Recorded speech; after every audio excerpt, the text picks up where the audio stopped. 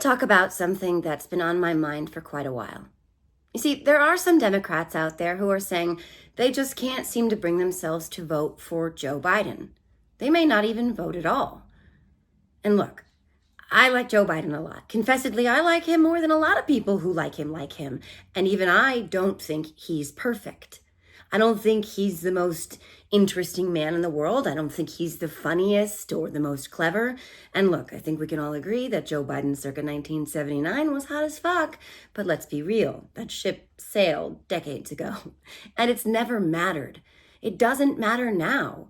He's never been exciting. He's never kept us guessing. He's never done anything or said anything where any one of us walked away thinking, wow, who was that man? I've never seen that side of him.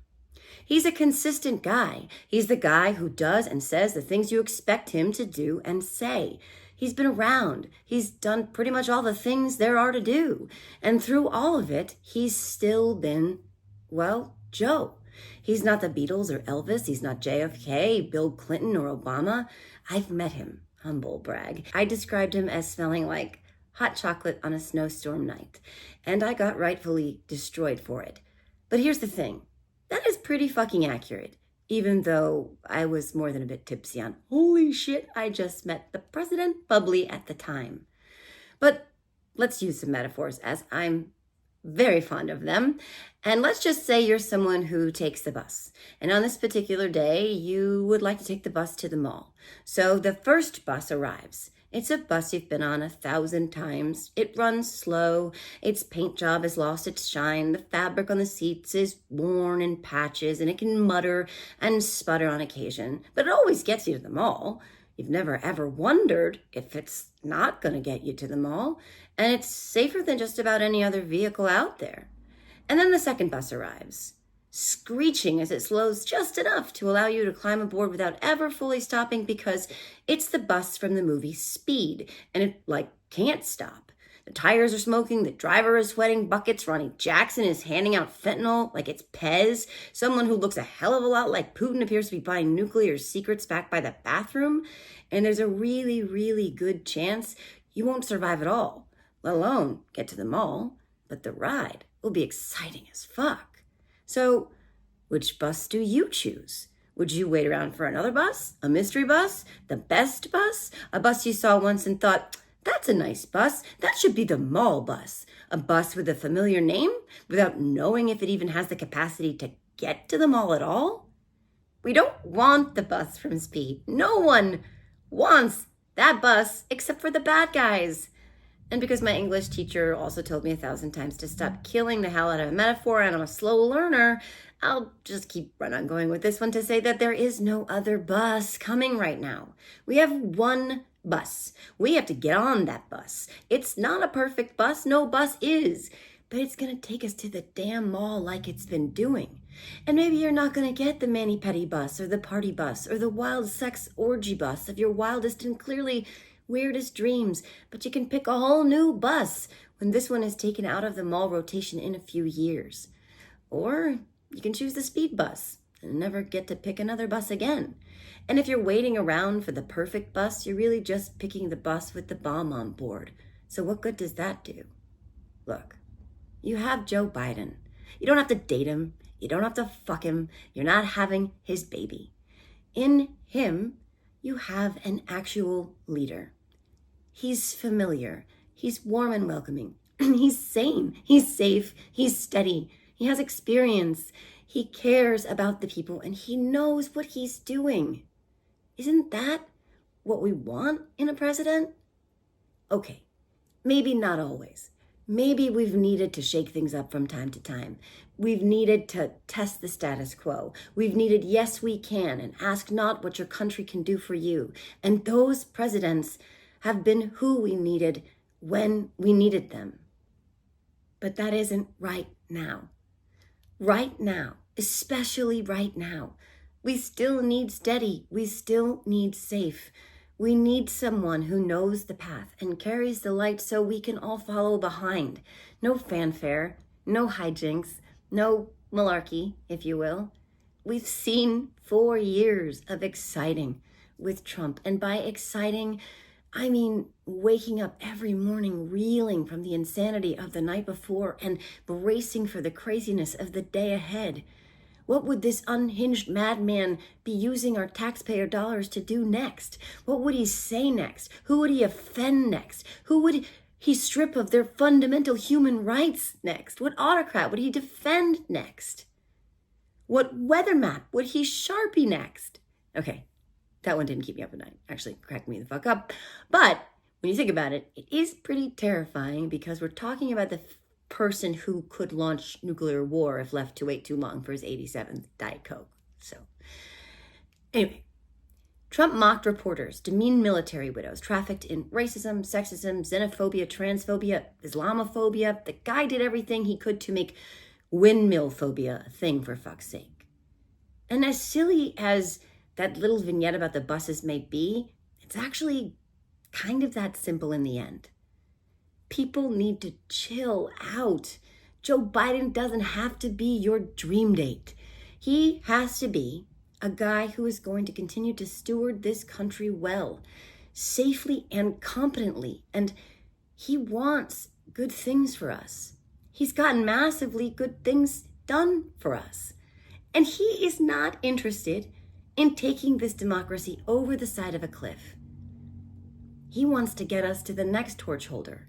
New metaphor. That's right. Fuck yeah, it is. And here comes another one.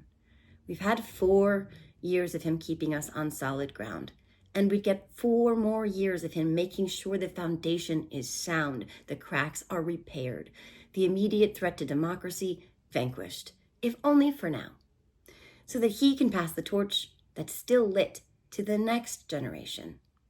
And in that race, we can duke it out over who we think is best. The people decided on Joe, and they will choose someone new in 2028. But we got to get to 2028 intact first, or what we're going to get is day one dictator and an autocratic future of Supreme Commander Trumps in line of succession for generations. Joe doesn't sizzle, and he doesn't make everyone happy all the time. But because we live in an age where everyone thinks they need to be happy all the time, that's what some think they'll find in someone else. But they won't. And if they're willing to hand the keys to a sociopathic, despot, curious, crazy person for something which doesn't exist, they'll never get a thing they want, let alone all the things they want. We gotta get on the bus that is right in front of us. It's gonna get us where we need to go. And maybe, just maybe, it'll get us to the mall where some handsome feller with icy blue eyes, a $1 billion dog rescue, and an addiction to giving foot rubs awaits. But we all gotta get on the damn bus. It's a solid bus. And it's not on fire. It's all gonna be okay. Just please, get on the bus. My guest today is Joel Rubin, former Deputy Assistant Secretary of State and current Democratic strategist. Joel is an expert on the Middle East region. He's an expert on national security. He's an expert on a whole host of things. And he's exactly the right person to talk to in this moment. His insight is absolutely invaluable, and I am so incredibly grateful to the universe that I get to call him a friend. This is an extremely illuminating, but also, if I dare say, a little bit funny interview, because we got to keep things a little bit funny and to stay sane. I truly hope you enjoy.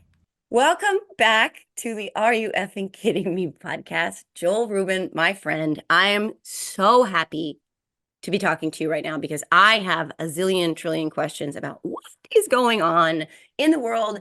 You are the exact person I want to talk to in this moment, and the world should be listening to in this moment. So let's start, please, with, okay, I hate that I'm dubious of Mike Johnson when Mike Johnson says things that sound reasonable and responsible and respectable and like rational. But he said last night, he doesn't care what Marjorie Taylor Greene or Chip Roy or Tom Massey or anybody else has to say about vacating the chair. He is going to move ahead with 4 bills, including aid for Ukraine. Well, what did he say? 61 billion, right? Is that right? Is that my math right? 23 billion for Israel. 26. There's not 26, sorry. 26. There's 9 billion in humanitarian aid. Oh yeah, 9 billion human. I'm sorry, I'm being a dork. Oh, that's okay. But okay, no, but this is what I want to know. So, but Yeah, the humanitarian aid is a huge, huge thing. We don't want people very to important. miss. There's a fourth bill. There's you'll explain hopefully. There's an initiative to use Russian money, seize Russian money to pay for some of this shit. Yeah, So, yeah, Mike, yeah, first of all, did Mike Johnson, was there like an yeah. abduction? Is somebody holding his brain hostage or his missing son Who is hostage? this guy? Yeah. Or Oh. am I having a fever dream? Is this a trick? I don't know what. Okay, let's start with where is this coming from? Does he mean it, please? Well, the snark in me would say even a broken clock can be Mm. right twice a day, but Mm. I might go a little further. I think that this is Mike Johnson, shall we say, getting the shit scared out of him by the national security community briefings about what is about to take place if we do not provide this aid to our allies in Ukraine and Israel and in East Asia. And he sits there and he's like, oh God. And let me explain what I mean by that. When I was the senior official in the State Department for Secretary Kerry in the Obama administration, in charge of our work with the House of Representatives, my job was to organize briefings in classified settings for members of Congress, amongst many other duties. That meant literally going to the Speaker's office with the intelligence community, the State Department, the Defense Department primarily, some other agencies if necessary, and having small briefings in a classified setting exactly what the intelligence community is seeing and what our diplomats are recommending and what our Pentagon is worried about. And when you sit in that room, there's 20 or 30 people in there, it's real. All the lights are gone. There's no cameras. There's no idiots like Marjorie Taylor Greene screaming on Twitter. There's literally nothing but human beings getting real information. And so what I heard in his language last night in that clip, where he basically said, these are bad guys. Putin, Xi, the leaders of Iran, like these are bad guys. And I am a wartime speaker. What I heard was somebody who got the memo that this is essential to American national security. And he said, I'm done. That's what I'm doing. And I think it's nice when the system works and real information gets into the head of the policymakers and they do the right thing. Yeah, I mean, it it's crazy to me that it took, Stunning. right, that it took this long to get him to this position because Embarrassing. right. Sorry. But no. But see, here's my fundamental question too, because obviously, as you know, this flies in the face of everything, obviously, Marge at all, but Ugh. Donald Trump would Yeah. like from Mike Johnson, who we have up until this point believed, rightfully so, was Well, in his pocket. Joe, let me see if I can peel this back a little further. A lot of the morons that are out there, like Marjorie Taylor Greene, Matt Gates, Matt Gates, Jim Jordan. Trey Niels. I mean, I don't know, Jim Jordan, like Freedom Caucus. Oh God, so many of these people, they don't sit on the key national security committees that Mm. actually look at the intelligence and the national security implications of what is happening right now in the world. And so they're out of it. And they're just gadflies. Think about it like you're in high school and you're sitting in the cafeteria and you're a member of the football team. The football players are there and they're talking about preparations for the game, on Friday night, and they're all coordinating and sharing ideas on plays. And then you have a bunch of fans on the outside who don't play, who don't go to practice, who don't work out, and they're sitting there and just shouting, you should do this, you should do that, you should. Like they don't know anything. They're completely out of it, stupid, moronic, and disconnected. And they're the outsiders. And yet, in our politics, the outsiders, of course, have a role, they have a vote. The thing that breaks my heart about this, though, when you bring up Donald Trump, is that this guy got classified briefings for 4 years. And what did he do? At the end of it, he stole the documents so he could show it off to our enemies, right? So, like, this is crazy town. But Johnson, at some level, I think, recognized that he truly was in a position to enable us to protect our allies and our national security, or tank it, and then he would have to live with the consequences. And I think he was able to put out the noise, but he blew it, man. He should have done this 5, 6 months ago. He should have ignored Trump when Trump said, strip out the border security bill. Now all these Freedom Caucus guys are complaining, there's no border security. What are you talking about? You opposed it, right? And then it ends up, guess what? Biden gets exactly what he wants. Joe Biden wins. Joe Biden got what he asked for last fall. He will get it by the end of the week in the House, and then next week in the Senate when they have to kind of, repass it because the language is a little different. So you can't send two separate bills to the president to sign. They have to reconcile them to one single bill that then goes to the president's desk. So Biden wins. Well, and that's the irony, right? Because Joe Biden understands those institutions. Oh, did I phrase those institutions better than just about anybody? Probably anybody, maybe other than Nancy Pelosi, although she's never served in the executive. So he has that, right? He has that going for him. And what he did strategically, if you look at it this way, like Sleepy Joe, he played the long game with these fuckers. Like he is just that smart, honestly, that he understood. This is his expertise. Correct. This is his expertise. Right. Yeah. They could spin their wheels for so long. He knew if they ever wanted to get anything done at all, ultimately he was going to have to come back to, what he had already proposed, because they got an election coming up and they're going to be like, oh shit. Right. The legislative process, the thing that's very important to understand is that it's a repetitive game and it keeps on flowing. And because bills, when introduced, live for the entirety of the session, that means they have 2-year lifespan. So this was introduced in the fall of last year. That meant that Biden, he had like 14, 16 months to get it done. So they could just keep on banging and banging. The Republicans can't vote no and it's dead. It can get resubmitted. It can it's like the zombie back to life.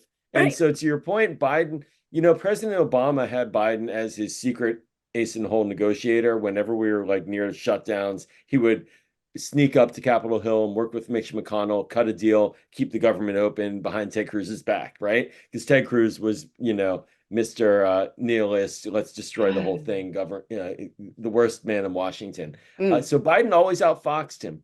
Biden is, at his core, a legislator, 50 years of experience, basically. And yeah, to your point, Johnson, he's a rookie. He's learning on the job, but the inability to pass it didn't mean it was dead, and it keeps on coming. And the political pressure now, and after these attacks by Iran over the weekend, just got to get it done. Right. So those are so many questions there, because the calculus for Mike Johnson clearly was impacted by what feels like it was 10 years ago, but was just last weekend with the attacks on Israel by Iran. What, 300 missiles? I think, is that right? Like, is that something like 330 missiles and drones. Yeah. Yeah. Kamikaze drones and bombers. Yeah. It obviously, it put some fire under his ass for this to move, because everyone is expecting it. But also there's the Ukraine component. I want to get to that as well. But let's talk about how that did change the calculus for him, for everybody, for the conversation. But also, does he have the support? And what does that support look like when you're talking about the crackhead caucus trying to, to vacate his speakership? So let's no appropriations for crack in this bill, unfortunately. So Marjorie's gonna have to get her fix somewhere else. Sorry, Marge. Call Don Jr. or Ronnie Jackson. Yeah. All right. Let's start with what happened. Okay. Well, actually, backing you all the way back. Let's start break it down. Right. I know where you're going. What happened last weekend? How we got there, briefly, top line stuff. How we got there, and then how we got from there to here. And then from here, how do we go to aid for Israel, Ukraine, the humanitarian aid, et cetera, et cetera, et cetera. Okay. So there's like an axiom that a lot of people who work on national security in the Middle East space talk about in DC, which is there's like two Middle East conflicts. There's one in the real world out there, Palestine, Israel, Iran, Iraq, that stuff. And then there's the one in Washington, which is all the political shenanigans. Rarely do they intersect, but when they do, boom. And that's what just happened over the weekend. What just happened over the weekend is, quick summary, is that Iran conducted a massive aerial attack against the state of Israel. sending several hundred missiles, intercontinental ballistic missiles, cruise missiles, as well as drones towards Israel, towards cities, towards military facilities, towards Jerusalem. And they were about 99% shot down by the United States, by Israel predominantly, by Jordan, Saudi Arabia, and other Arab states who were supporting in that effort, and the UK and France as well. And so Israel is now determining whether or not to return volley, and the president has said don't do it. What the precursor was to this assault was an April 1st attack by Israel into Damascus, a strike killing 7 top leaders of the Islamic Revolutionary Guard Corps, the IRGC. It's Iran's Praetorian Guard, and this is the entity that is mobilizing proxy groups across the Middle East. And this general was in Damascus meeting with the leader of Hezbollah in southern Lebanon, talking about facilitation, whatever, war planning, who knows. Hezbollah is the primary military threat to Israel right now on its northern border, and about 100,000 Israelis have been displaced from their homes due to Hezbollah bombing into northern Israel. So a lot going on. Israel saw a target of opportunity. They hit them in Damascus. And it appears that the Israelis didn't anticipate that the Iranians would be that upset. And there's been a lot of tit for tat, and they figured there would be something similar coming back at them. The Iranians were really upset. And so they showed it. We're now in a moment of suspended animation. Questions abound about, will Israel retaliate? What will they do? I have theories on what could occur. But that's where we are. So in that moment after it, Biden basically said to Bibi, take the win, hold back. And there's a lot of reasons, but it's a politically genius argument, because the money that's pending, and Biden's thinking about all these pieces because they're all important. They all intersect. They all come together. Amongst progressives in particular, and on the Democratic side, there's a lot of reticence to supporting the Israel aid without conditions, certainly, but overall as well. And if Israel had responded, or has in this period, and Netanyahu gets Washington politics better than probably most any other foreign leader, in terms of, he just understands it. It's his thing, for better or worse, for worse a lot of the time. But it could create friction. I think that Democrats now in the House, you're going to see a lot of Democrats voting against the Israel aid bill, because it's broken down into separate bills, and they'll be unified in one package for final passage to go to the Senate. And you'll see a lot of Republicans vote against Ukraine. So you'll have these weird combos to get to passage.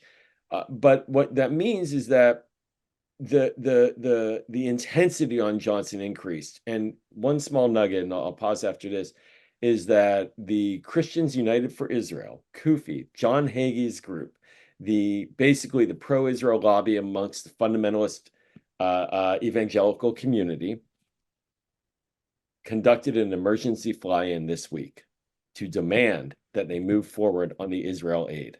And Johnson, he speaks in tongues. Those are his people.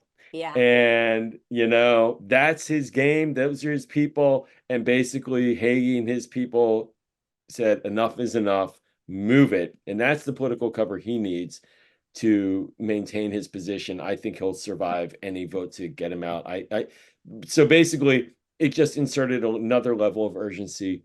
And frankly, Israel is probably not going to do anything to upset the apple cart until after the final vote and the bill is signed. That would be my bet. Yeah, it's interesting because so much of the narrative sort of switched from even the loudest voices in the progressive, the far, far left, right, with this anti-Israel sentiment. So much of that conversation changed to, oh, okay, this is why we need to continue to support defensively, right? Like Israel, we need to. Well, I wish that were the case, Joe, but I'll tell you, I think there's a lot of anger at Israel for being reckless is the argument. I wouldn't call it reckless. I would say it was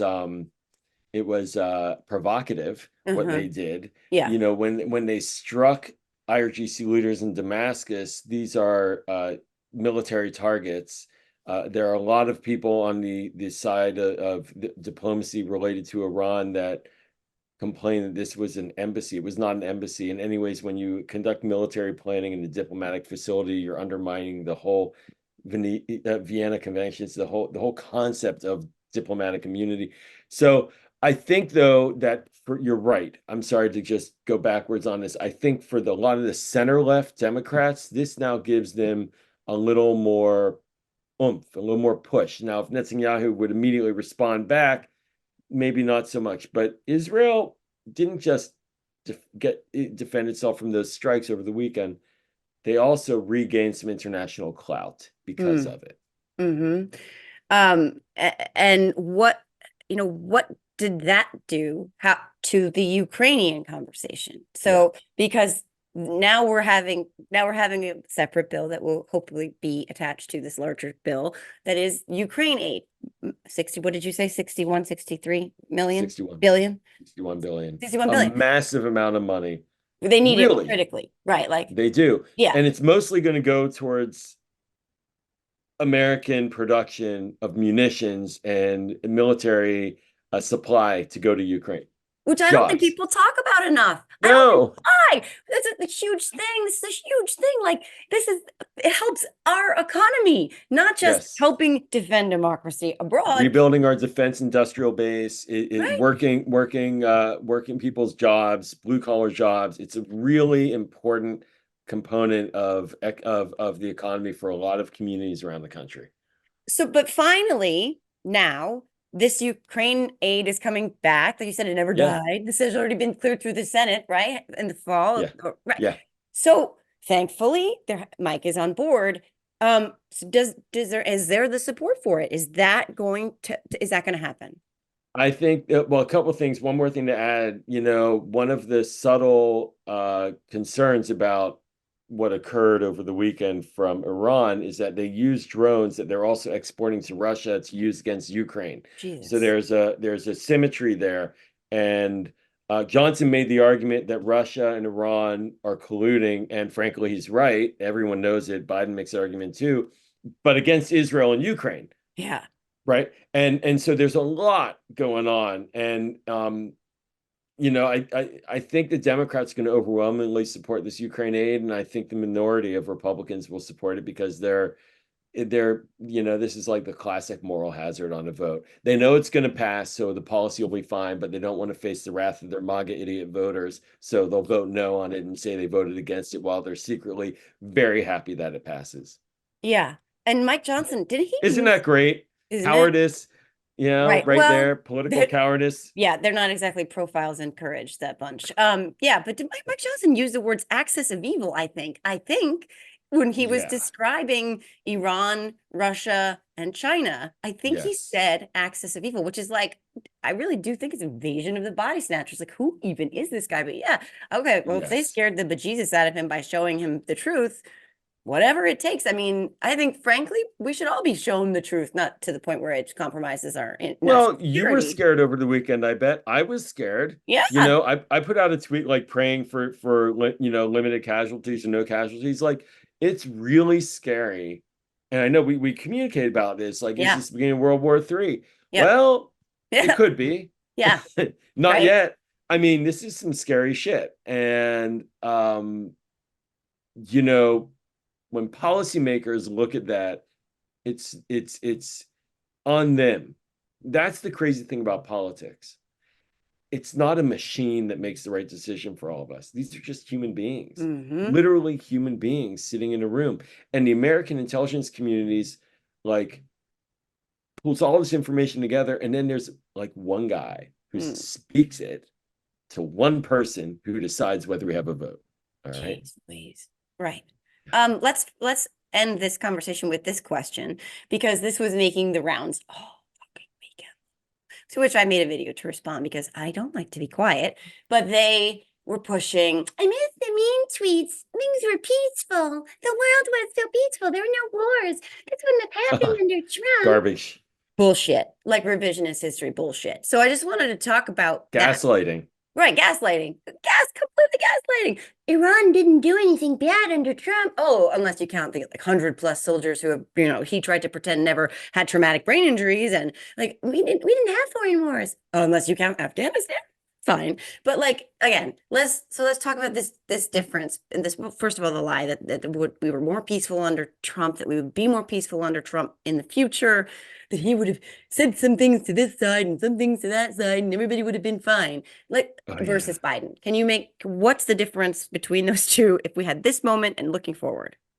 So the tragedy of Middle East policies, there's a lot of finger pointing to make, right? You can do that all day long, but that doesn't mean that you don't do it because there are a lot of finger pointing opportunities. And in particular, two things Donald Trump did helped lead us to this horrifying situation that we're currently in right now. And they don't want to own it. And they say it all happened on Joe Biden's watch. Mm. We were, me included, publicly warning against these decisions. And I'll talk about them in a second, but explaining that they would lead to outcomes that we're now experiencing. And the Trump people all said, no, no, no. First one, most prominent one, pulling the US out of the Iran nuclear deal in 2018. What that did, I liken it to pulling the plug out of the tub when all the water's there, it just rushes right through.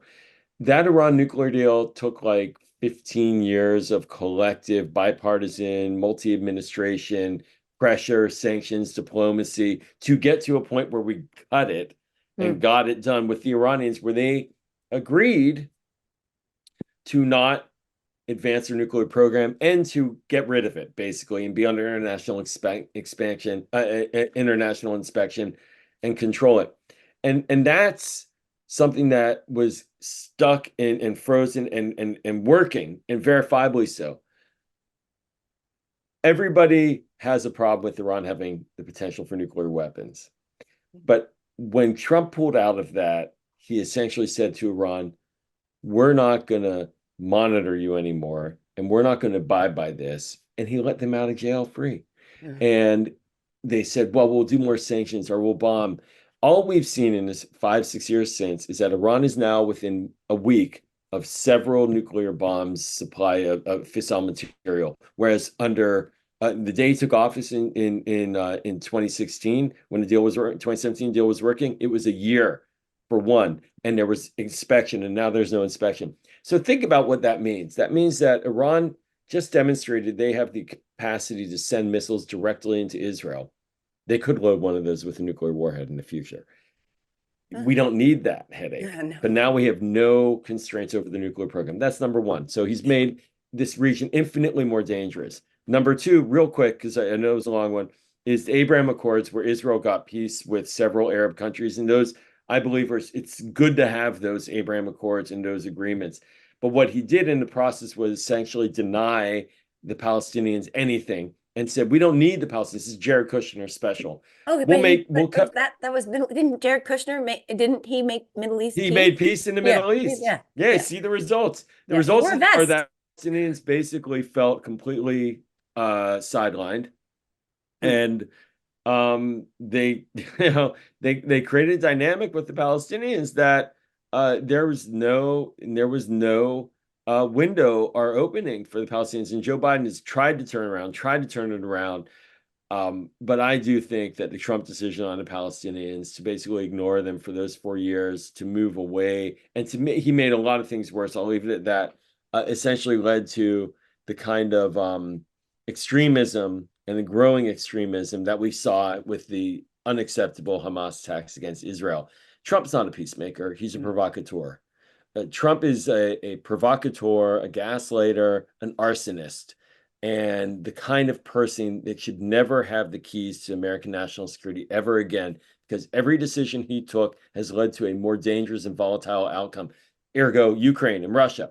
Basically allowing Vladimir Putin to believe that he could steal Ukraine and undermine NATO, and Joe Biden stood up, and now Donald Trump says, take it all to Vladimir Putin. This is what you get. There has been, and there will never be, I don't think, a more clarifying moment in the difference between Joe Biden and Donald Trump than what we saw over the weekend, where we saw an American president defend the state of Israel in order to protect its civilians from an offensive attack by Iran. And then you have Donald Trump saying, hey, Russia, conquer this American ally and take it and keep on going.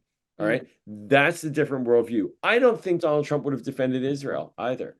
I think he would have let the missiles go. And that would have been World War III. What is Sorry. this? No. Then, no. I'm going to have my coffee now. Like, this is what we're, this is like, this is people like, oh, stop, calm down. You're being so dramatic. It's like, I'm not being dramatic. Like, I'm not being dramatic. This is literally this is serious shit. It's actually happening. It's in the real world. This is not some little video game. Yeah, if you can get someone as freaky with an accountability partner's son like Mike Johnson to be like, oh, fuck, I better do something. Like, yes. It's freaky shit. But what I'm really curious too, before we get to the rapid fire question round that has nothing to do with any of this. Right? What is this? I'm nervous. So we've been seeing and hearing Trump's NATO comment in particular, not just that, but leading up to that, where it was like, yeah, do whatever the hell you want. What does this tell the rest of the world what does it tell our peer nations that are worried? What does it tell those vulnerable nations that are worried that America doesn't have their back anymore because we haven't had Ukraine's back? There's questions about whether or not we'll have Israel's back, or there have been. First of all, how important is it that not only were we involved with, defending Israel against those Iranian missiles, but we're part of that giant coalition, right? Middle Eastern partners as well as very interesting coalition. England and France, I guess, right too. So, so how important is this to our standing in the world? What does it tell those peer countries of ours? What does it tell those countries that are afraid and worried that we won't have their back? And conversely, again, versus what is Donald Trump telling the world to expect from us? I think when this bill passes the House, gets through the Senate and to the president's desk, you might hear a global collective sigh of relief right. From around the world. The United States is the essential power right now in the world, defending American democracy here at home and defending global democracy abroad, defending security of our allies abroad, which defends our security here at home. There is no replacement. There just is none. And when the United States looks like it's about to turn its back on that, run away, hide, hand off our allies to dictators, turn our back on our allies, let them get attacked and blown up, chaos ensues. There's this weird theory popping around Washington, which is that America is the cause of all the problems. Now, look, I can be an America critic. I have spent a lot of time in my life criticizing foreign policy made by American presidents, typically Republicans, but nonetheless, that doesn't make me anti-American. I served my country overseas in the Peace Corps. I think that there are people, and you see it now happening on the hard left and the hard right, who basically have this idea that, our presence causes the problems. We have 15 bases in the Middle East. It's because we're there that's a problem. Are you fucking kidding me? Seriously? Do you think Iran and Israel attack each other because America is there? And maybe if America didn't support Israel, then Israel wouldn't exist and there wouldn't be problems. I mean, what kind of psychedelic drugs are you taking to mess with your brain to not be able to understand the reality that there's a country called Israel and there's a country called Iran and they don't like each other and they're dealing with it in dangerous ways? And so not everything is about you. Not everything is about you. That is the most arrogant sort of pro-American colonist attitude that I know. Yeah. Ooh, the whole world revolves around us, but it doesn't, and it shouldn't, but it does. And I mean, but what about shit me? For brains, scrambled eggs for brains is what I like to say. Okay. Yeah. So the short of it is this. Imagine if the United States was not there over the weekend. We would now have a hot war between Israel and Iran in a mega sense. And you know what? If we pull our military aid from Israel, you know what's going to happen to their military activity? Nothing. They're going to continue, and they might go worse. So it's like the world is an imperfect place, and we have a role to play in it. And I fear that our politics is getting to this Pollyannish point where everyone, when talking about foreign policy, domestic political people in particular, are like, "Oh, we need to have a magic bullet." That there's some simple answer. There is not a simple answer. What you need is a competent commander-in-chief who evinces and communicates American values and principles and security objectives and builds alliances to increase the peace and stand by our friends and protect our shores, right? You need competence at the top because there is no ever going to be a perfect world global panacea unless you're Mike Johnson and you're waiting for, the Messiah to come, or I should say, because I'm Jewish, I only think of Messiah. I don't know what they're asking for, right? Rapture. I don't even think I'm gonna do the rapture. Yeah. But like seriously, like Joe, like this idea that America is the cause of all the world's problems, is a really simplistic, nihilistic, childish, ignorant statement. We have a role to play, and we should play it. I mean, amen to that, but also I think just real fast. I think was I harsh enough? Oh no, I think that you just cut soundbite. Perfect. Wrap it up. We're done here. No, it's perfect. But I think the fact that you criticize America means you love America, because like that's when you love something. That's right. That's what it's that's when you want it to. We should be fighting for a better American role in the world, not for no American role in the world. Right. Ain't fucking meant to that. You hear that, friends? Get on the bus. You're not gonna find a perfect president either. By the way, not gonna have perfect global policy, world peace. You're never gonna find your dream date president. So let's get over that too. Okay, you got one choice right now, folks. Now, with that, anyways, one of these candidates is on steroids, and it really freaks me out because I don't want a guy on steroids running the White House. I would just like a guy who doesn't describe the Battle of Gettysburg as beautiful and can manage to stay awake for 5 minutes straight without being juiced all the time. I mean, please, is the bar that low? Okay, we got yes, apparently. Yes, apparently. Jesus. Oh my God, can he wipe his own butt though? Okay, that's my guy. Well, but what do you mean by wipe? Yeah, right, exactly. He wipes it. No, he might not wipe it, but the person who wipes it for him does it better than any butt wiper ever has. And he loves butts more than ever in the history of time. Okay, we've got 2 minutes, 3 minutes. I'm just gonna go. It's okay. It's okay. I can stay talking. I know how to pivot. Bitch, I'm gonna pivot to this has nothing to do. We're getting down and dirty on this stuff, Joe. This is good. This is At least, right. We're gonna end. This was actually not a depressing conversation. This was a very hopeful, forward-looking conversation. I'm ready to kick ass. Sign me up. Okay. Question. We're going to the rapid fire question round. Are you ready, Joel? Okay. God, no, but whatever, I'll try. I don't know. We got 2 minutes. You and oh yeah, no. I mean, I'll try, but it's not hard. It's not hard. You and I are approximately the same age. You, however, are in your 50s, which makes you 9,000 years old, and I'm still in my 40s, which makes me like, like a tween. So that said, so sweet. You just celebrated your maniversary. You had your 40th anniversary of your bar. Which mitzvah? Oh, bar mitzvah. Bar. I am to the world. I am 53. Yes, I am 53. Which is, I'm joking. You're not 900, but to somebody who's 49, it's like, oh, how sweet. You're up there. Are you really 49? Or are you just saying you're 49 to keep that 4 in the number? I don't know about this, Joe. Jesus, God, Joel. You're not supposed to say anything. See, this is I'm showing my my bad man manners. Sorry. You look 39. You look 39. Thank you. Thank you. I know. It's out says it's because I don't day drink except on the weekends. But all right. So question, because we are so close in age, we have probably a lot of the same foundational sort of like cultural references. Okay. So we're just gonna go with these really fast. So when you were a kid, let's try and go back to the dark ages. Pre-internet, pre-cell phones, pre-like reality, right? Compared we had phones plugged into walls. Yeah, and you had to take the cord and stretch it really. We never had phones yet when we were little. Like what? They had to take the cord across. Remember trying to cook with that thing? Oh yeah. The cordless phone, and then you pick up the baby's monitor at a house next door, and sometimes you get good conversations, which but we didn't have party lines, so we're not that old. No offense to people who have party lines, because that's awesome. I know I didn't have one, but okay. Your favorite candy bar when you were a kid? Snickers. That's a classic. Snickers satisfies. I'm Kit Kat. I don't know. Give me a break. Kit Kat's pretty good. Hershey's.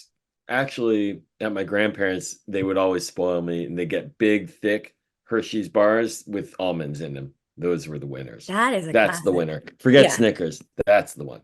Yeah, but I would put Reese's peanut butter cups in that mix because they're not a candy bar, but they are, And two back great then tastes. they actually had real peanut butter. It Yeah. was like the good stuff Although for Reese's 25 cents. Yeah. Remember the commercial where they to each other? She's got chocolate or he's got chocolate. She's got peanut butter. And it's like two great tastes. It tastes great together. Okay, moving faster. Favorite TV show when you were a kid? MASH. Oh, wow. I loved MASH too. By the way, the last episode is the saddest thing in the history of time. Yeah. Yes. And the #1 watched episode of all time. Oh my God. And what a fucking great cast. Yes. My favorite as a kid was Little House on the Prairie. That's weird, but it was. Whenever it was on, I would watch it. I hated that show. I'm sorry. It was so slow. So Oh, slow. God. And so, like now looking back at it. I would think you're a MASH person. Like Alan I'm a MASH Alda, person the now. wit. I mean, boom, Well, yeah. man. No, Alan Alda's Papa comedy. Forget it. John. Yeah. But I'm talking little kid. Okay. But I got to MASH later in life. Really fast. Last one. Breakfast cereal. Yeah. Breakfast cereal. Last one. Because we gotta go. Did you have breakfast cereal as a kid? Did they have that when you were a kid? Oh shit. I mean, it's so bad. It's so boring. Honey Nut Cheerios. Oh, ooh, okay. Yeah, no, it's a classic, but that is boring. I'm going Lucky Charms or Boo Berry. But Oh, you're interesting. But remember, give some to Mikey. He'll eat it. oh Mikey, he likes it. Remember that urban legend that he had Pop Rocks and soda and his stomach exploded? It's not an urban legend. It's true. Oh, what? Podcast on my life. Not true. It's an urban legend. Mikey's stomach didn't explode. And come on, what? No, your stomach wouldn't explode either. Mikey is alive and well. So between that and my sister lying to me when I was like, why sticky from the Chinese restaurant? She said, because they put glue in it and I would never have white rice after that. I mean, these are things that are really ruining my entire youth. This is like very bad. My sisters told me that because I swallowed a quarter, wanted to just be a brat, that I was going to shit out an entire dollar bill. That once it got into my stomach, that it would like start, I guess, accumulating interest in my simple mind. Why are older sisters so evil?